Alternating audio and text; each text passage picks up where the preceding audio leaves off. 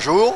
Bonjour, j'ai le plaisir de vous accueillir pour un grand débat sur le Salon international de l'agriculture et nous allons parler entrepreneuriat, nous allons parler des jeunes, de reprise d'entreprise et sur ce plateau j'ai le plaisir d'accueillir 4 personnes avec Laurence Pigano pour l'association France Entrepreneur. Bonjour. Nathalie Delobel, vous êtes apicultrice. Oui, c'est ça, bonjour. Luc Sassel, vous êtes un jeune repreneur. Et enfin, Cassilde Gratakos, vous êtes responsable de projets en agriculture urbaine au sein de l'association Espace. Bonjour. Alors, quand on parle d'entrepreneuriat, on parle accompagnement. Et nous avons la chance d'avoir en plateau donc Laurence Pigano. Quelle est la mission de l'AFE ? Alors l'AFE, l'agence France Entrepreneur, est une agence qui est au service de tous les entrepreneurs. Alors les créateurs d'entreprises, les porteurs de projets, les repreneurs d'entreprises et les entrepreneurs qui ont un projet de développement de leur activité. Et ce, quelle que soit leur activité, parce qu'on s'adresse aussi bien naturellement aux commerçants, aux artisans, aux industriels, aux professions libérales, mais également, et on ne le sait pas toujours, mais également aux agriculteurs.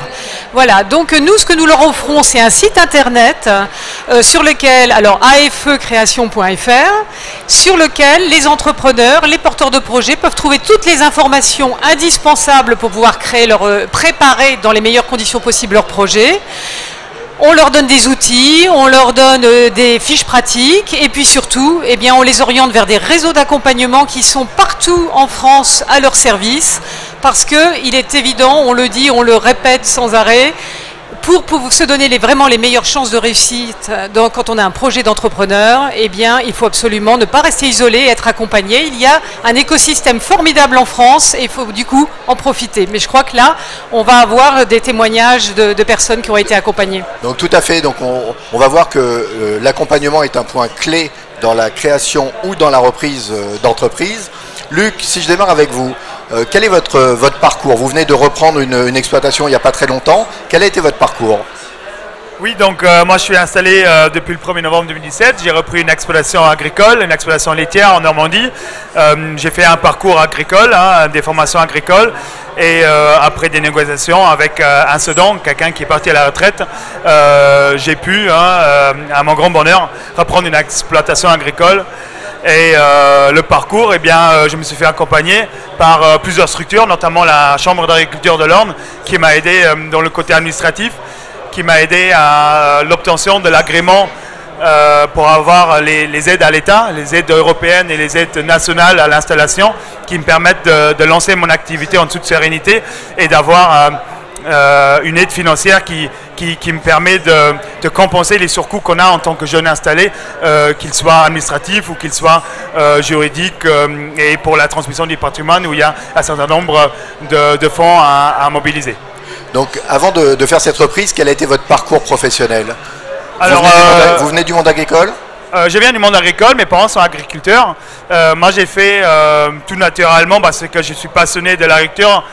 Par la passion que m'ont transmis les parents. J'ai fait un BTS agricole, une licence agricole, puis après un master en économie et gestion agricole. Puis j'ai travaillé 4 ans dans le parc agricole au ministère de l'Agriculture au Luxembourg, dont je suis originaire. Et après ces années d'expérience, en dehors d'une exploitation agricole, j'ai décidé de me lancer et puis de reprendre une ferme. On verra après quel a été le déclic pour vous. Cassilde, alors vous travaillez dans une association et vous portez un projet particulier. Quel est-il? Oui, je travaille à l'association Espace et historiquement on accompagne des personnes éloignées de l'emploi sur le chemin de l'emploi. Traditionnellement on travaille plutôt dans l'écologie urbaine et moi le projet que je porte c'est de faire de l'agriculture urbaine une nouvelle activité d'insertion. Alors quand on parle d'activité d'agriculture urbaine, comment ça se passe? Qu'est-ce que c'est précisément? Alors qu'est-ce que c'est précisément? Nous dans notre cas, on fait du maraîchage écologique en toiture. Donc les salariés en insertion de l'association produisent des légumes et les commercialisent en vente directe. Alors, quand vous faites ce genre d'exploitation, on parle de quelle surface? Alors c'est des petites surfaces, nous on est sur 500 mètres carrés et on va tripler cette année notre surface pour atteindre 1500. Merci, on reviendra vers vous un petit peu plus tard. Nathalie, alors vous avez aussi un parcours particulier, c'est récent finalement de devenir apicultrice? Oui, tout à fait. Je suis installée depuis 2015, donc responsable d'exploitation apicole dans le Pas-de-Calais. Et je suis hors cadre familial agriculture. Donc les structures comme Chambre d'agriculture ou Initiative ont été des partenaires très importants pour moi. Alors comment avez-vous eu cette sensibilité? Comment êtes-vous devenue apicultrice? Un petit peu comme tout le monde, on a commencé en apiculteur amateur avec quelques ruches. On a été pris de passion très rapidement sur la génétique des reines d'abeilles et des faux bourdons qui composent la colonie d'abeilles. Et on s'est formé dans ce sens pour avoir des colonies qui sont génétiquement presque parfaites, on va dire, d'un point de vue douceur, mielée, toutes ces choses-là. Donc on a développé un cheptel très rapidement qui nous a amené à avoir rapidement une centaine de colonies. Et ensuite on s'est posé la question, ben voilà, est-ce qu'on ne s'installerait pas en professionnel? Et c'est ce qu'on a fait. Alors une colonie, ça représente combien d'abeilles? Alors une colonie d'abeilles, ça se compose d'une seule et unique reine qui est la mère de tous. Et cette reine va pondre des œufs. Elle va en pondre jusqu'à 2000 œufs par jour pendant la saison. Donc ce que j'appelle la saison, c'est que cette colonie va suivre le rythme de floraison des fleurs, des cultures. Donc ça va monter crescendo avril, mai, juin. Et on va atteindre une population qui peut atteindre jusqu'à 100 000 individus par ruche en plein été. Et à redescendre 40 000 individus par ruche sur la période hivernale. J'ai une tonne de questions pour vous, c'est vraiment passionnant. Je reviens sur la notion d'accompagnement. Casilde, quel a été votre parcours? Comment est-ce que vous avez été accompagné pour prendre cette responsabilité d'agriculture urbaine et d'accompagnement des personnes éloignées de l'emploi? Alors, j'ai été accompagnée par Hauts-de-Seine Initiative et France Active, qui m'ont aidé à monter en compétence sur les questions de gestion de projet et de gestion financière. Pour bien comprendre, vous avez fait des études d'agronomie, je crois. Oui. Et puis à un moment donné, vous avez décidé de vous investir un peu plus et vous avez cherché comment bâtir un projet. Donc on va parler d'intrapreneuriat. Oui, voilà, c'est de l'intrapreneuriat. En fait, ça reste de la création d'activités, mais je suis portée par la structure espace. Donc je gère, c'est moi qui m'occupe de créer l'activité au sein de la structure, mais c'est une activité qui restera au sein de la structure espace aussi. Alors par rapport à ce projet, aujourd'hui vous accompagnez à peu près combien de personnes au démarrage? Alors l'association accompagne 130 salariés en insertion, et sur l'agriculture urbaine spécifiquement, on a en moyenne 4 salariés à l'année. Quelle est la prochaine étape pour vous? Aujourd'hui vous occupez combien de toitures? Pour l'instant, on a une toiture en production et on a 3 projets d'agriculture urbaine qui vont sortir entre l'année prochaine et dans 2 ans. Luc, quel a été le déclic pour vous pour devenir un entrepreneur et pour racheter une structure? Donc j'ai longtemps, depuis longtemps, j'ai voulu m'installer. Donc ça a toujours été quelque chose qui était dans la tête. Je me suis toujours dit, je veux le faire. Après, le déclic vraiment, c'est quand j'ai travaillé dans le monde pas agricole. J'ai travaillé pour des structures agricoles qui accompagnaient les agriculteurs, où je me suis dit, c'est quelque chose de bien de les accompagner, mais plutôt que d'accompagner, je voulais plutôt agir. Donc je me suis dit, m'installer, c'est pouvoir entreprendre, c'est d'avoir mon propre projet, d'avoir mon propre patrimoine que je peux constituer, et puis mes propres projets, la gestion des projets, quelque chose qui m'intéresse beaucoup. Et donc je me suis dit, c'est en me lançant moi-même que j'allais être le plus épanoui dans ma vie professionnelle. Mais là on a beaucoup parlé des problématiques du lait, et ça vous fait pas peur? Le lait, forcément, les situations sont parfois difficiles. La filière laitière a passé en 2015 et 2016 2 années très difficiles. Je pense les années les plus difficiles de l'après-guerre, avec des prix du lait très bas, des coûts de production qui augmentent d'année en année. Néanmoins, je pense qu'en tant que jeune, on peut faire sa place. Après, il faut savoir innover, il faut savoir se remettre en cause. Il ne faut pas hésiter à faire appel aux nouvelles technologies, même dans le monde agricole, dans le monde rural, qui semble reculer, qui semble être très loin des grandes villes. On est aujourd'hui très connectés. Ça nous permet, nous, de gérer nos exploitations au plus près et d'avoir une vraie vision économique et technique de nos exploitations. Alors pour nos auditeurs, j'aimerais qu'ils prennent la mesure de votre engagement. Vous avez quel âge d'abord? J'ai 28 ans. Et quel a été votre investissement? Combien avez-vous emprunté pour reprendre cette exploitation? Donc s'installer aujourd'hui, je ne le cache pas, ça demande des fonds, ça demande pas mal de fonds même. Après, il y a différents types d'installations, d'agriculture. Moi, en tout cas, pour m'installer, je suis allé vers mon banquier, qui est une vraie personne de confiance, à essayer de le convaincre de ma personne même et puis de mon projet, et j'ai investi 650 000 € pour pouvoir m'installer, et je me suis endetté donc sur 20 ans. Donc il faut avoir un minimum confiance dans l'avenir pour pouvoir s'endetter sur 20 ans dans la filière laitière. 20 plus 28, on s'approche de la cinquantaine. Tout à fait, oui, exactement. Bon, ça c'est pas trop dur. Comment est-ce que vous avez été accompagné dans cette recherche de fonds? Parce que c'est pas un petit montant quand même, 650 000 euros. Oui, donc j'ai été accompagné par plusieurs structures, notamment la Chambre d'agriculture, qui m'a accompagné à plusieurs aspects. Mais je me suis consulté une petite personne qui m'accompagne, et une vraie équipe de confiance avec qui j'avance, que ce soit aussi bien au niveau économique, avec un conseiller de gestion, un conseiller économique, avec un conseiller administratif, et puis même sur mon parcours à moi, mes volontés à moi, mes compétences, un bilan de compétences que j'ai fait avec la Chambre d'agriculture, et puis bien évidemment mon banquier et un technicien de l'élevage éthique qui connaît très bien les vaches. Merci beaucoup. Laurence, je reviens vers vous en matière d'accompagnement. On a un formidable exemple ici. Qu'est-ce que vous aimeriez dire à tous ces entrepreneurs justement qui viennent vous voir ou peut-être qui ne vous connaissent pas encore et que vous devez convaincre? Effectivement, c'est un très bon exemple. Moi, ce que j'ai envie de leur dire, vous voyez, il ne faut pas hésiter. Quand on a véritablement une envie d'entreprendre, la soif d'entreprendre, l'esprit d'entreprendre, il ne faut pas hésiter, il faut y aller. Mais il ne faut pas y aller n'importe comment. Là, c'est un très bon exemple. Il a constitué une petite équipe d'experts autour de lui. Il s'est rapproché de réseaux et il n'avance pas tout seul en fait, il avance vraiment accompagné et là il se donne vraiment toutes les chances de réussite. Voilà, vous voyez, il n'y a pas d'âge pour entreprendre, ça c'est un bon exemple, c'est un bon message, je crois qu'il faut avoir la passion et puis là quand on l'entend on comprend tout de suite qu'il y a véritablement la passion derrière. Nathalie, je reviens à vous. Donc aujourd'hui vous avez combien de ruches, combien d'abeilles? Alors aujourd'hui on détient un cheptel d'environ 300 ruches, avec un projet d'une autre création d'entité également. Et donc en nombre d'abeilles, 300 ruches fois 100 000 individus en été et fois 40 000 individus en hiver. Voilà. Lorsque nous préparions l'émission, vous m'avez parlé de... vous êtes une marieuse entre les abeilles, vous pourriez nous en dire un peu plus? Qu'est-ce que vous voulez savoir au niveau des abeilles?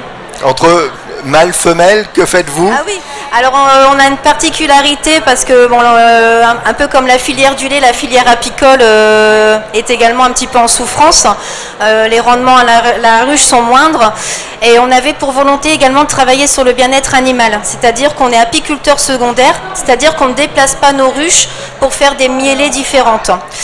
Donc on a travaillé longtemps sur la génétique des reines et la génétique des mâles également. On est formé auprès de l'INRA sur l'insémination instrumentale de nos reines, ce qui nous permet de pouvoir vendre des reines, vendre des essaims. Donc il nous permet aussi de faire un chiffre d'affaires autre, on n'est pas vraiment dépendant que de la récolte de notre miel. Donc sur la génétique des reines, ce qu'on fait c'est qu'on prélève des semences chez les mâles pour inséminer donc nos reines. Voilà, ça c'est l'insémination instrumentale, c'est une partie un petit peu plus technique. Voilà. Et vous avez un deuxième sujet, parce que vous vous occupez aussi de culture bio. Oui, donc, tout à fait. expliquez-nous un peu ce que Alors, vous faites. c'est un projet qu'on a de longue haleine. Hein. C'est plutôt une envie d'éthique pour nous sur le bio. Donc, on s'est mis en relation avec d'autres structures qui sont les groupements d'agriculteurs biologiques qui détiennent des parcellaires parce que forcément, on est dépendant des parcelles et des terrains, voilà, des gens qui nous reçoivent. Ça peut être des communes, des particuliers, des agriculteurs. Et on a vraiment un contact autre avec ces personnes-là qui ont vraiment une sensibilité au niveau des abeilles déjà dans un premier temps, qui comprennent l'intérêt de la pollinisation, qui comprennent l'intérêt qu'on a de travailler ensemble. Alors, j'ai une question pratique. Aujourd'hui, quand on parle de bio, les abeilles, elles volent. Comment s'assurer qu'on reste bio dans le process? On a un cahier des charges qui se compose en deux parties. Donc qui comporte une partie aire de butinage, sachant que les abeilles ont un aire de butinage de 3 km autour de la ruche. Donc on a pour obligation d'avoir au moins 50% des parcelles qui sont en bio, être loin d'usines, d'entreprises, d'autoroutes, des choses comme ça. Et une seconde partie qui concerne la colonie en elle-même, c'est-à-dire travailler en cire bio, faire des nourrissements en sucre biologique, enfin voilà, toutes ces choses-là. Il y a vraiment deux parties, l'aire de butinage, mais aussi la pratique de ruche qui est d'autant plus importante. On voit que vous êtes passionné, merci beaucoup. Cassilde, quelle est la prochaine étape pour vous? Vous avez votre premier toit, vous en avez 2-3 en prévision, votre ambition, votre objectif? L'objectif c'est de faire pousser des fermes sur tous les toits d'Île-de-France. On n'a pas de limite. Non, on a un très gros projet qui va sortir l'année prochaine, qui est la tour maraîchère de Romainville. Donc basiquement on produit des légumes dans un grand bâtiment qui ressemble à une serre. Et donc l'objectif est d'en faire un chantier d'insertion pour créer de l'emploi. Si vous aviez un message à faire passer par rapport à ce que vous êtes en train d'entreprendre, quel serait-il? Viabiliser autant de toits que possible pour faire pousser des fermes en ville. D'accord. Et côté emploi, c'est un message d'espérance, retour à des valeurs fortes et la beauté du geste, parce que les personnes que vous accompagnez, je crois, sont ravies. Oui, c'est un très beau support pour l'insertion. C'est un métier qui apporte beaucoup de gratitude, de fierté. De produire ses propres légumes, c'est un très bon support, oui.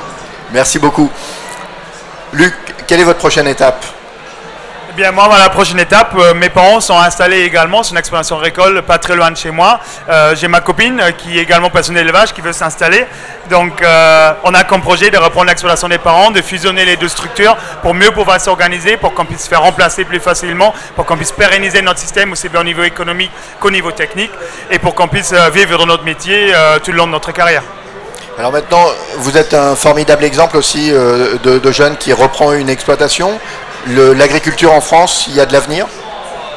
Pour moi, oui, il y a de l'avenir. Après, c'est des filières fragiles. La filière laitière, c'est une filière fragile qui s'est beaucoup fragilisée. Il y a une crise morale, il y a une crise économique et qui fait que moi, j'ai beaucoup de copains agriculteurs qui vivent des moments difficiles. Et je pense qu'il faut donner toute sa place à la filière laitière française parce que les régions rurales, la région dans laquelle je suis, sur la filière laitière, c'est une région qui pourrait s'appauvrir énormément. Donc c'est un vrai message d'espoir à tous les jeunes qui ont envie de reprendre une exploitation. Oui, exactement. Même s'il y a des difficultés économiques, et ça a été très bien évoqué tout à l'heure, il faut se faire bien accompagner, il faut se construire une équipe, il faut avancer de manière pragmatique. Et là, si on est passionné et quand on a beaucoup de motivation et encore de la motivation, je pense qu'il n'y a pas de raison pour qu'on ne puisse pas réussir aujourd'hui. Merci beaucoup. Laurence, vous voulez rajouter, il vous reste 5 secondes pour un mot de conclusion. Eh bien, écoutez, moi je crois qu'on a vraiment des très beaux exemples là. Et moi ce que je retiens aussi, c'est que dans tous les exemples, et notamment dans votre cas, c'est également un projet de vie. On s'aperçoit, vous avez créé avec votre mari, il y avait aussi derrière une volonté de pouvoir travailler ensemble. Moi je trouve que ce sont vraiment des beaux exemples parce qu'il y a l'aspect professionnel, c'est la même chose pour vous, l'aspect professionnel et derrière il y a aussi tout un projet de vie dans l'entrepreneuriat. Voilà. Et puis vous voyez, l'entrepreneuriat, c'est pas uniquement les startups du numérique, c'est pas uniquement le commerce, l'artisanat, c'est tout, il y a une très grande diversité et je trouve ça vraiment passionnant. Et bravo à tous en tout cas et merci vraiment d'avoir témoigné. Alors, merci à tous les 4 pour ces fabuleux témoignages. Retrouvez-nous sur une prochaine émission sur notre plateau télé @Village Semence. Suivez-nous bien sur les réseaux sociaux, il se passe beaucoup de choses. Nous avons aussi la Social Room. N'hésitez pas à nous poser vos questions. N'hésitez pas à venir nous regarder sur YouTube, Facebook et Twitter. À très bientôt.